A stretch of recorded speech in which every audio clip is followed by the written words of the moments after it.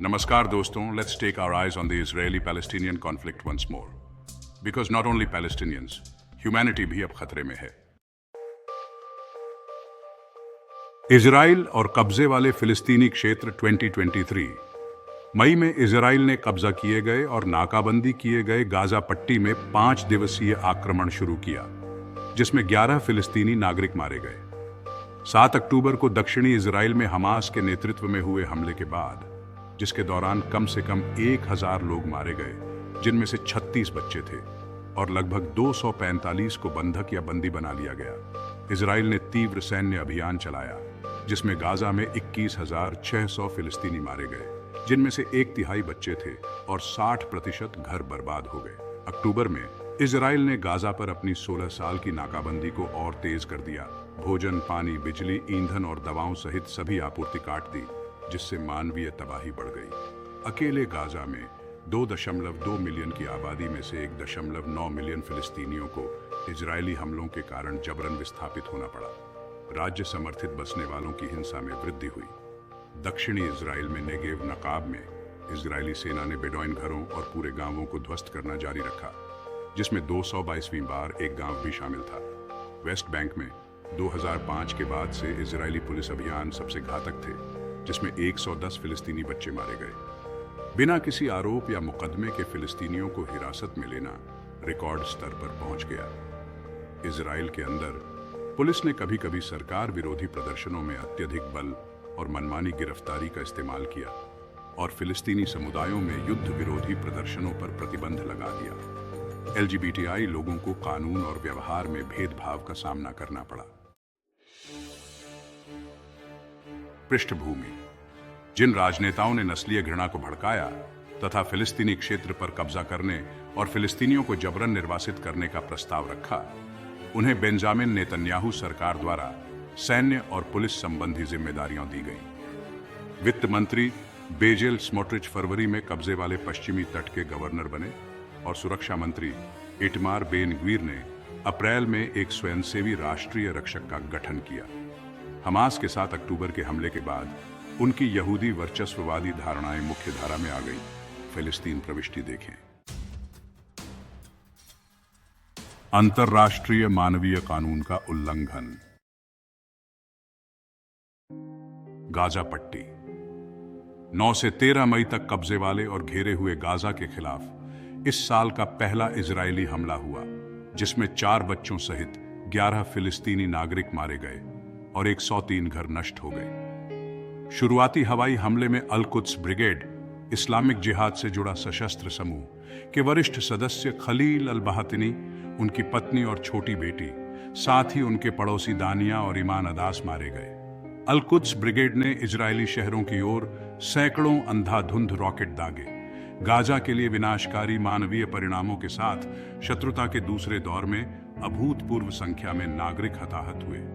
7 अक्टूबर को हजारों अंधाधुंध रॉकेटों की फायरिंग के बीच फिलिस्तीनी सशस्त्र समूहों के लड़ाकों ने दक्षिणी इजराइल पर हमला किया। कम से कम 1000 लोग मारे गए और लगभग 3300 अन्य घायल हो गए, जबकि लगभग 245 लोगों को बंधक बना लिया गया और बंदी बना लिया गया। गाजा के स्वास्थ्य मंत्रालय के अनुसार अगले 12 हफ्तों में इजरायली सेना के हवाई बमबारी और जमीनी हमलों में 21,600 फिलिस्तीनी मारे गए, जिनमें से 1/3 बच्चे थे। 9 गैर कानूनी हवाई हमलों में 229 लोगों की हत्या के मामले में एमनेस्टी इंटरनेशनल की गहन जांच में पाया गया कि इजराइल ने अंतर्राष्ट्रीय मानवीय। लेबनान।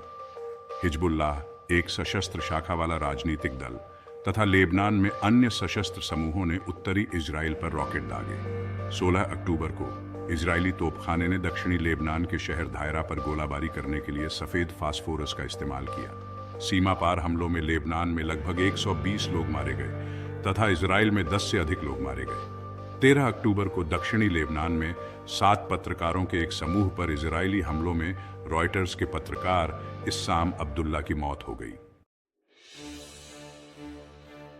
रंगभेद। इजरायली अधिकारियों ने रंगभेद की अपनी प्रणाली को जारी रखा।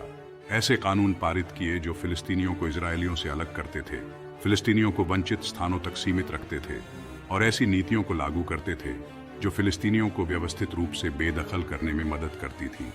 बेतहाशा विनाश, घरों को ध्वस्त करना, आजीविका तक पहुंच से वंचित करना और राज्य समर्थित बसने वालों की हिंसा, इन सभी ने जबरन विस्थापन को और तेज कर दिया। 15 फरवरी को पारित नागरिकता और इजराइल में प्रवेश कानून में संशोधन ने फिलिस्तीनियों की नागरिकता और स्थायी निवास को छीनने में मदद की, जिससे संभवतः कुछ फिलिस्तीनी राज्य विहीन हो गए। 25 जुलाई को नेसेट ने सहकारी समितियों के अध्यादेश में संशोधन को मंजूरी दी, जिसने 437 यहूदी सामूहिक शहरों में प्रवेश समितियों का विस्तार किया, जिसमें इजराइल के फिलिस्तीनी नागरिकों के अधिकारों की रक्षा करने वाले एक कानूनी संगठन अदालह के अनुसार सामाजिक अनुपयुक्तता के स्पष्ट बहाने के तहत फिलिस्तीनियों को बाहर करने की शक्ति थी। बलपूर्वक विस्थापन। ओचा ने 1128 इमारतों को बिना किसी सैन्य औचित्य के ध्वस्त करने का रिकॉर्ड दर्ज किया, जिससे पूर्वी यरूशलेम सहित पश्चिमी तट में 2249 फिलिस्तीनियों को जबरन विस्थापित होना पड़ा। इसके अतिरिक्त इजरायली उच्च न्यायालय ने संदिग्ध हमलावरों के रिश्तेदारों के 6 घरों को ध्वस्त करने की मंजूरी दे दी, जबकि इजरायली नागरिक अधिकार संगठन हामुकेड ने इस पर आपत्ति जताई थी कि यह सामूहिक दंड है। इस बीच इजरायली शहरी योजनाकारों रमीम के अनुसार इजरायली अधिकारियों ने अकेले पूर्वी यरूशलेम में 18,500 बसने वालों के घरों के निर्माण को मंजूरी दी। अंतर्राष्ट्रीय कानून के तहत अवैध रूप से पश्चिमी तट के बाकी हिस्सों में भी बस्तियों का विस्तार जारी रहा। नस्लीय हिंसा को भड़काने वाले राजनेताओं के सत्ता में आने के साथ ही बस्ती वासियों की हिंसा फैल गई और 7 अक्टूबर के बाद इसमें काफी वृद्धि हुई। OCHA के अनुसार इजरायली बस्तीवासियों ने 18 फिलिस्तीनियों को मार डाला और 367 को घायल कर दिया, जबकि फिलिस्तीनी हमलावरों ने 18 बस्तीवासियों को मार डाला और 107 को घायल कर दिया। मानवाधिकार संगठन बीसेलम के अनुसार सैन्य और बसने वालों की कार्रवाइयों ने बलपूर्वक वातावरण बनाया, जिसके कारण 16 पशुपालक समुदायों के सभी 1009 निवासी विस्थापित हो गए। 11 अक्टूबर को हुवारा के पास कुसरा में एक परिवार के घर में इजरायली बसने वालों ने 3 फिलिस्तीनियों की हत्या कर दी। चौथे की गोली मारकर हत्या कर दी गई जब इजरायली सैनिक बसने वालों की रक्षा करने आए। 30 अक्टूबर को दर्जनों बसने वालों ने दक्षिणी वेस्ट बैंक के मासफर याट्टा में इसफे अल तहता में 2 घरों में आग लगा दी। कई बसने वाले हथियारबंद थे, कुछ ने सेना की वर्दी पहनी हुई थी और अधिकांश हिंसक बसने वालों को उनके अपराधों के लिए दंड से मुक्ति मिली हुई थी। अधिकारियों ने दक्षिणी इजराइल के नेगेव नकाब में 35 बेडौइन गांवों में इजराइल के फिलिस्तीनी नागरिकों को मान्यता देने से इनकार करना जारी रखा और वहां घरों को ध्वस्त करना जारी रखा। जुलाई में अदालतों ने रास जरबा के सभी 500 निवासियों को जबरन बेदखल करने की मंजूरी दे दी। निवासियों ने पास के यहूदी शहर डिमोना में एक पड़ोस के रूप में शामिल होने के लिए कहा था, लेकिन स्थानीय अधिकारियों ने उचित परामर्श के बिना उस अनुरोध को खारिज कर दिया। 27 सितंबर को इजरायली सेना ने 222वीं बार अल अर्किब गांव को ध्वस्त कर दिया। 12 अक्टूबर को गाजा में इजरायली सेना ने उत्तरी गाजा के सभी 1,10,000 निवासियों को एक अस्पष्ट सामूहिक निकासी आदेश जारी किया।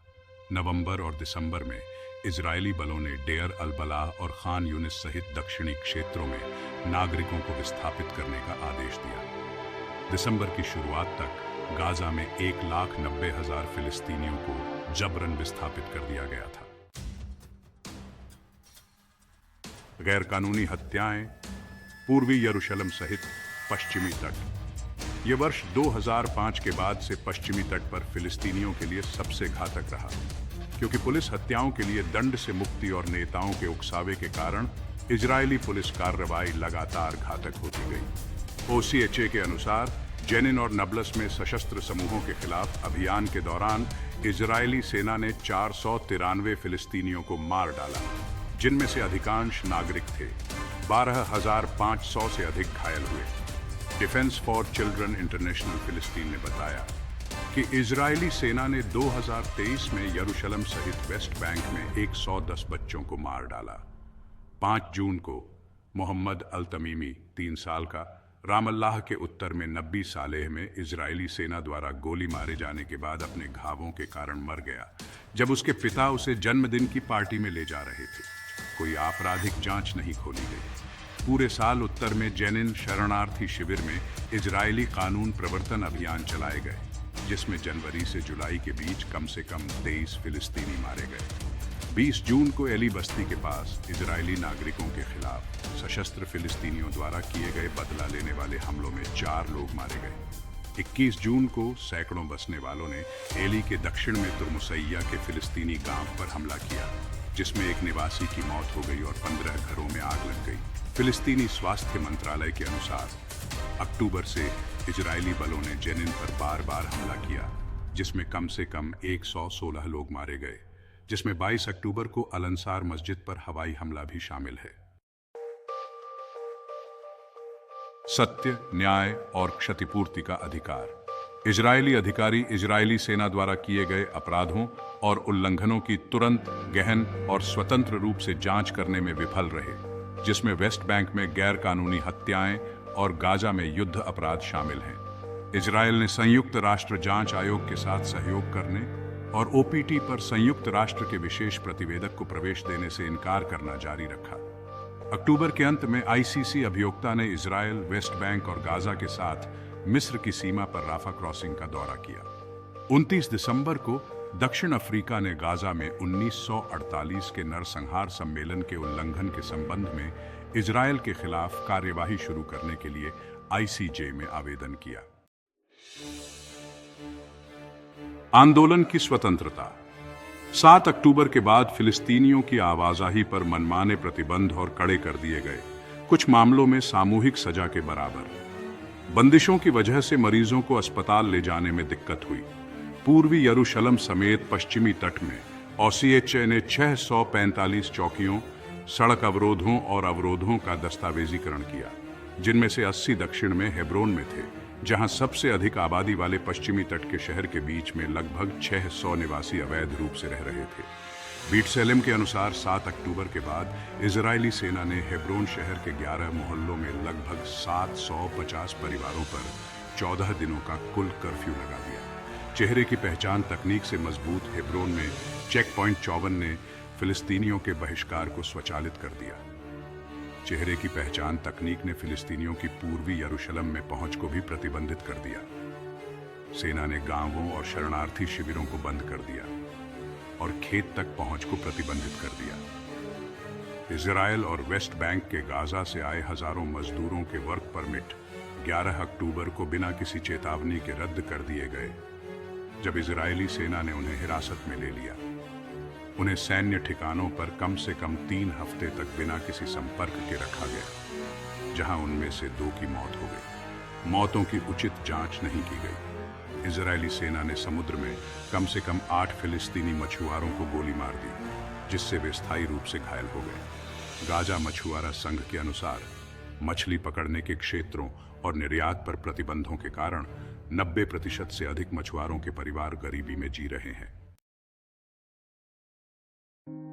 स्वास्थ्य का अधिकार। जनवरी से ओपीटी में स्वास्थ्य सेवाएं खराब हो गई हैं, जब इजरायल ने फिलिस्तीनी अधिकारियों की ओर से एकत्र किए गए कर राजस्व को रोक दिया, जिसके परिणाम स्वरूप दवाओं की कमी हो गई। सेव द चिल्ड्रन के अनुसार इजरायल की नाकाबंदी के कारण वर्ष की पहली छमाही में गाजा में लगभग 400 बच्चों को महत्वपूर्ण उपचार तक पहुंच से वंचित कर दिया गया।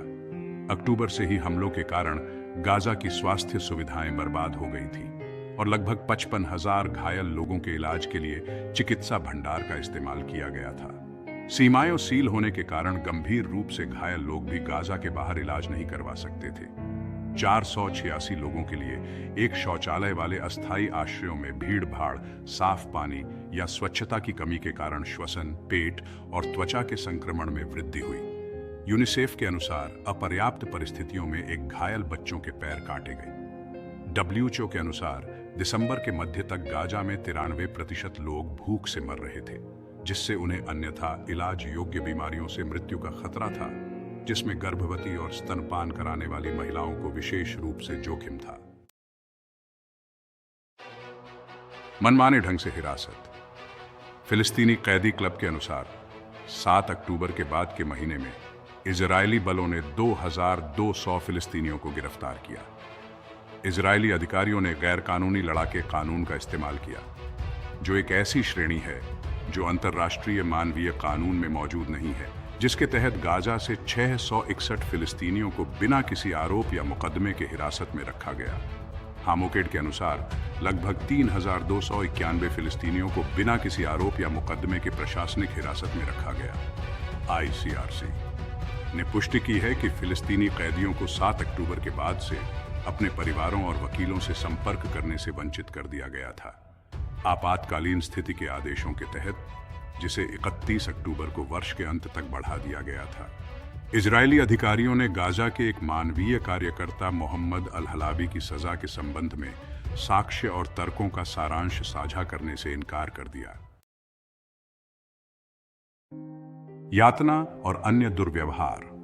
5 और 6 अप्रैल को इजरायली सेना ने यरूशलेम में अल-अक्सा मस्जिद में नमाज पढ़ रहे पुरुषों, महिलाओं और बच्चों की पिटाई की, जिससे धार्मिक तनाव बढ़ गया।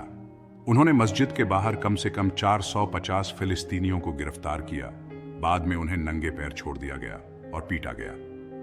पब्लिक कमेटी अगेंस्ट टॉर्चर के अनुसार 7 अक्टूबर के बाद से यातना और अन्य दुर्व्यवहार में वृद्धि हुई है, जिसमें कम से कम 6 कैदियों की अस्पष्ट परिस्थितियों में मृत्यु हो गई। इजरायली सैनिकों ने 2 मौकों पर गाजा की सड़कों पर फिलिस्तीनियों को हिरासत में लेकर उनकी आंखों पर पट्टी बांध दी, उनके कपड़े उतार दिए और उनके हाथ बांध दिए। 9 मार्च में एक अदालत ने अहमद मंसरा की लंबी एकांत कारावास की अवधि बढ़ा दी, जो बार बार मानसिक स्वास्थ्य संकट से जूझ रहा था।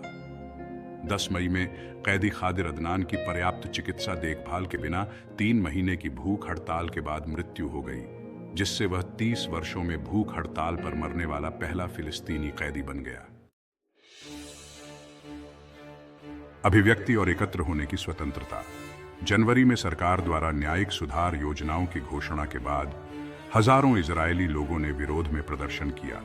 कुछ मामलों में पुलिस ने अत्यधिक बल का इस्तेमाल किया और दर्जनों मनमाने ढंग से गिरफ्तारियां की। सैन्य आदेश 101 ने पश्चिमी तट पर शांतिपूर्वक विरोध करने और एकत्र होने के फिलिस्तीनियों के अधिकार को दबाना जारी रखा। सितंबर में इजरायली सेना ने बिरजिट विश्वविद्यालय के छात्र परिषद भवन में तोड़फोड़ की। 8 नवंबर को उच्च न्यायालय ने उत्तरी इजराइल के फिलिस्तीनी शहरों में युद्ध विरोधी प्रदर्शनों के लिए पुलिस की अनुमति मांगने वाली याचिका को खारिज कर दिया। इजराइल के यहूदी नागरिकों द्वारा प्रदर्शनों की अनुमति दी गई। स्वस्थ पर्यावरण का अधिकार। सितंबर में सरकार ने जलवायु परिवर्तन विधेयक को मंजूरी दी थी, जिसमें 2030 तक उत्सर्जन में 30% की कमी लाने का वादा किया गया था, लेकिन इसमें प्रवर्तन तंत्र का अभाव था। इजराइल, एक उच्च आय वाला देश, जीवाश्म ईंधन को चरणबद्ध तरीके से समाप्त करने के लिए कदम उठाने में विफल रहा। इसके बजाय 29 अक्टूबर को ऊर्जा मंत्रालय ने नए गैस अन्वेषण का शुभारंभ किया। मानवाधिकार और पर्यावरण पर संयुक्त राष्ट्र के विशेष प्रतिवेदक के अनुसार गाजा पर भारी बमबारी से प्रदूषण और ग्रीन हाउस गैसें उत्सर्जित हुईं, जिससे आने वाले वर्षों में पर्यावरण और स्वास्थ्य को नुकसान पहुंचेगा। LGBTI लोगों के अधिकार। सरकारी मंत्रियों ने LGBTI लोगों और महिलाओं के खिलाफ भेदभाव को बढ़ावा दिया, जिनकी व्यक्तिगत स्थिति धार्मिक कानून द्वारा शासित होती रही। 28 दिसंबर को इजरायली उच्च न्यायालय ने फैसला सुनाया कि राज्य अब बच्चों को गोद लेने के इच्छुक समलैंगिक जोड़ों के खिलाफ भेदभाव नहीं कर सकता। विवेकपूर्ण आपत्तिकर्ता। 8 भर्ती किए गए सैनिकों, इजरायल के यहूदी और अरब नागरिक, को सैन्य सेवा से इनकार करने के लिए जेल में डाल दिया गया, क्योंकि उनका कहना था कि उनके सिद्धांत फिलिस्तीनियों के उत्पीड़न की मनाही करते हैं। मार्च और जून के बीच युवल डाग को 4 बार जेल में डाला गया। कृपया मेरे YouTube चैनल को सब्सक्राइब करें और इस वीडियो को शेयर करें, और फिलिस्तीन के लिए दान करना न भूलें, क्योंकि केवल दान ही उन्हें बचा सकता है। सभी ने अपनी आय का स्रोत खो दिया है। दान लिंक विवरण में है, कृपया इसे देखें। देखने के लिए धन्यवाद।